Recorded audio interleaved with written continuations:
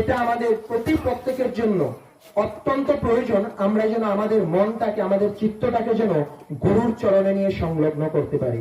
কেননা যখন আমরা আমাদের মনটাকে গুরুর চরণে নিয়ে সংলগ্ন করব, তখনই বুঝতে হবে যে আমরা ভক্তিতে নিজেকে নিজে আত্মনিয়োগ করছি। এবং যখন এইভাবে গুরুর চরণে মনকে সংলগ্ন করে তার দেওয়া বিধি বিধান এবং নীতি নিয়মগুলো জীবনের প্রতিটি পদক্ষেপে যখন আমরা প্রতিপালন করে যাব, তখনই কিন্তু ক্রমান্বয়গতভাবে আমার মনটা নির্মল হতে থাকবে।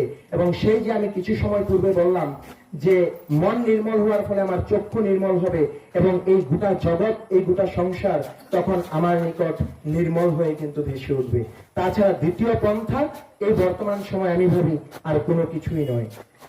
তো যাই হোক, দেখুন আমরা প্রত্যেকে সৎসঙ্গ জগতে রয়েছি এবং আপনারা একটা কথা আমি যেটা অনুভব করি আমি সেটাই আপনাদের সম্মুখে বলছি যে আপনারা একটা কথা সদা সর্বদাই মনে রাখবেন, এই সৎসঙ্গ জগৎ কোনো জ্ঞান চায় না, এই সৎসঙ্গ জগৎ কোনো পাণ্ডিত্য চায় না, এই সৎসঙ্গ জগৎ কিন্তু কিচ্ছু চায় না।